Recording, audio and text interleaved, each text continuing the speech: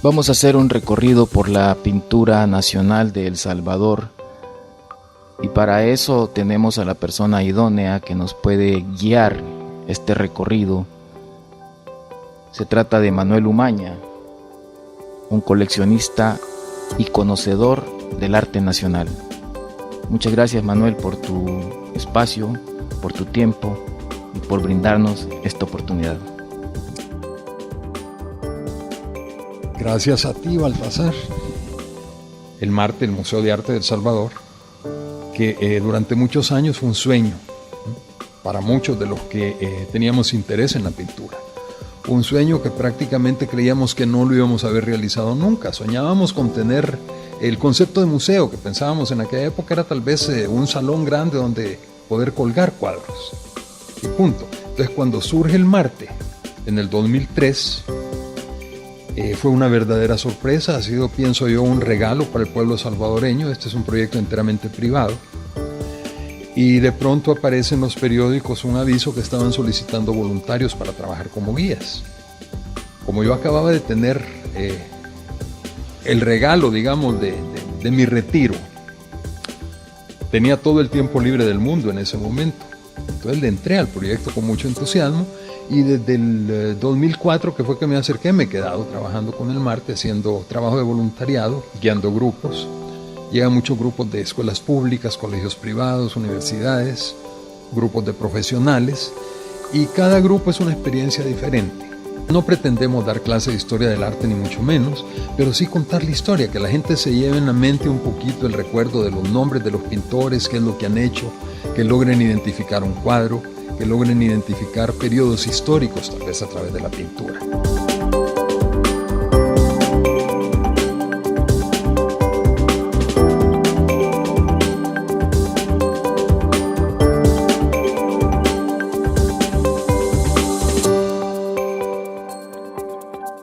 Estamos en el lobby del MARTE. Vamos a hacer un recorrido cortito para conocer más o menos las instalaciones, para platicar un poquito de una de las salas. El museo tiene dos áreas de exposiciones: las exposiciones temporales, que están en esta planta, y luego la zona de la exposición permanente, que se llama así porque tiene más tiempo de duración. El museo está ubicado en la colonia San Benito, en estos terrenos que quedan atrás de lo que todo el mundo conoce como el Chulón del Monumento de la Revolución. La idea fue aprovechar que los terrenos estaban disponibles, eso sí es un préstamo, un comodato que ha dado el gobierno, y aprovechar también que aquí estaban las dos esculturas que son quizás las más importantes que tenemos en el país. Una es el Monumento a la Revolución y la otra el Monumento a la Libertad. La primera de las salas, que se llama Trazo de las Identidades, y que viene a ser un recorrido de la historia de la pintura, pero que al mismo tiempo va de la mano con la historia del desarrollo social de El Salvador como país. Esta primera sala abarca un periodo de 150 años de pintura en el país. Comenzamos con lo que hacían los pintores en aquella época, lo que demandaba la sociedad de aquellos tiempos, que la cámara fotográfica no era una cuestión de uso diario. Entonces la importancia de los retratistas en la sociedad era grande. Por eso comenzamos con esto, un retrato. Lo que se hacía en aquellos tiempos. Tenemos aquí la pintura decorativa, por ejemplo, que no tenía otro objeto más que la simple decoración. Esto es de Pascasio González, que trabajó en el artesonado de madera del Palacio Nacional y de la Iglesia del Sagrado Corazón, que conocemos como la Basílica, que está en la calle Arce. Y tenemos aquí una de las muestras, que es la pintura religiosa, que en aquella época la piedad del pueblo salvadoreño era mayor que actualmente, pero todavía sobrevive la costumbre de tener un cuadro de la Santa Cena en el comedor. ¿Qué es lo que demandaba la sociedad? Cuestiones que tuvieran sabor europeo, que era lo que se consideraba elegante. Las cosas que tuvieran sabor a lo nuestro, lo autóctono, no era considerado una cuestión elegante y por lo tanto no se le demandaba a los pintores. Tenemos aquí el caso de don Carlos Alberto Imeri, que fue que abrió la primera escuela de pintura en el país, que trabajó siempre con temas muy europeizados. Este cuadro, por ejemplo, es un mercado, una plaza en Verona, que no tiene nada que ver con nuestra realidad. Pero en un determinado momento nuestros pintores nacionales empiezan a asumir nuestra propia identidad y comienzan a ver trabajos como este, donde aparentemente corresponde en un 100% a nuestra realidad. Sin embargo, hay una situación curiosa y es la forma de llevar el canasto, que nosotros lo tenemos asumido como algo muy nuestro, pero que resulta ser una cuestión importada de las tribus africanas. Esto es un resabio de la época que nosotros tuvimos esclavitud negra aquí en el país y que es algo que no se menciona.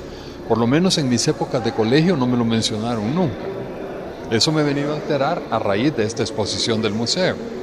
Se comienzan a retratar cosas como esto, la romería, por ejemplo, que la mayoría de los estudiantes actuales de colegio ya no ha escuchado ni siquiera la palabra romería, no saben de qué se trata, ¿no? Que era una peregrinación religiosa con carácter festivo.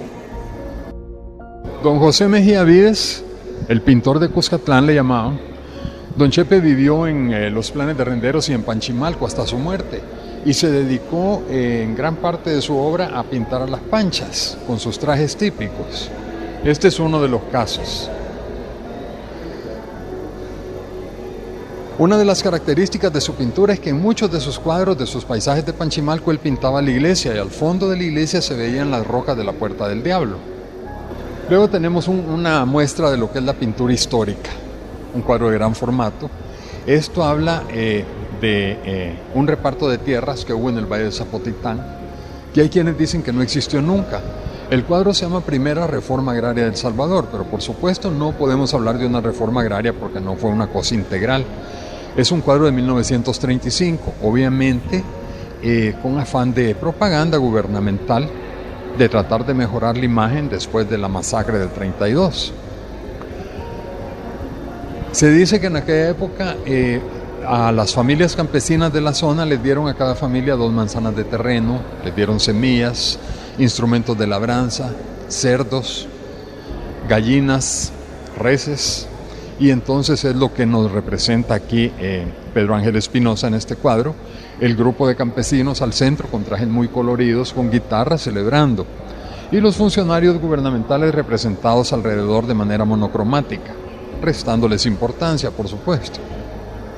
Una pieza importante de Salarrué, que a Salarrué la mayor parte de los estudiantes que vienen al museo lo conoce de entrada como el escritor de cuentos de barro y de cuentos de cipotes, y poca gente lo conocía como pintor, que en realidad fue un pintor excepcional, pero que con el que no había mucho parangón con las otras corrientes pictóricas de su época. Siempre fue una cuestión muy, muy especial, muy diferente. Salarrué le dio rienda suelta a su imaginación, como vemos en este cuadro que tenemos aquí enfrente, que se llama La Conquista, y que representa la llegada de los españoles.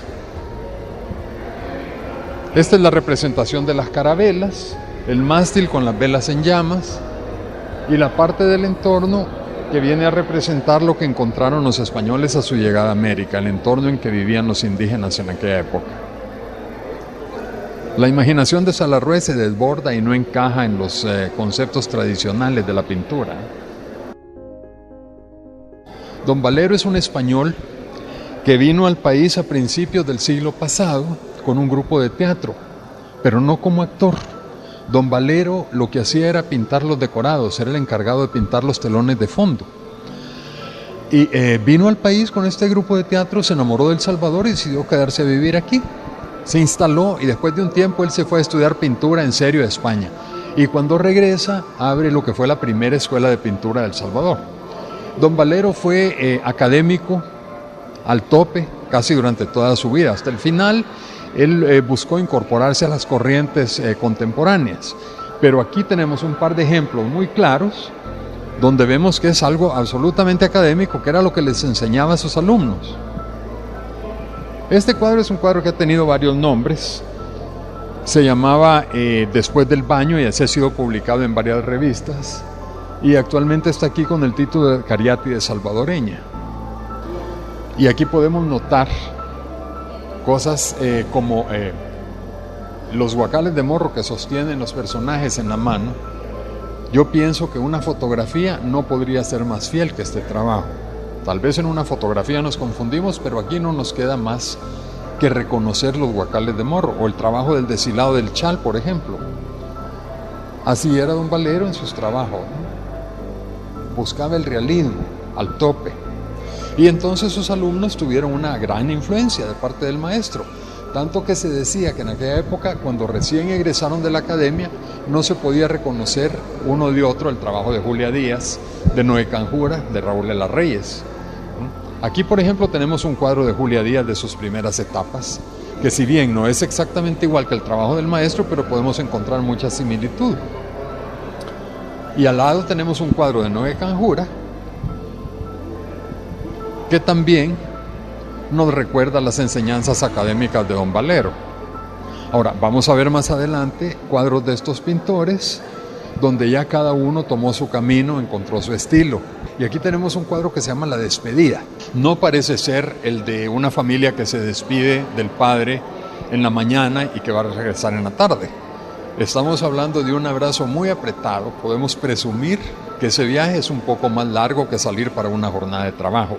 Y es que en aquella época el salvadoreño también se veía necesitado de salir del territorio nacional para ir a buscarse la vida a otros lados. En aquella época tal vez se iban a trabajar a las bananeras de Honduras o se iban a trabajar al canal de Panamá. Ahora la necesidad sigue, solo que el salvadoreño sale a buscar la solución a sus problemas al norte. Ahora viajan para los Estados Unidos. Vamos a ver este cuadro a continuación de Camilo Minero. Camilo, que falleció hace algunos años y que ha sido el pintor ícono de la izquierda durante mucho tiempo. Camilo militó con el Partido Comunista y este cuadro se llama Raíces. Esta es una denuncia sobre la falta de atención que el gobierno le daba a los menores en el campo, la falta de cuidado en la educación.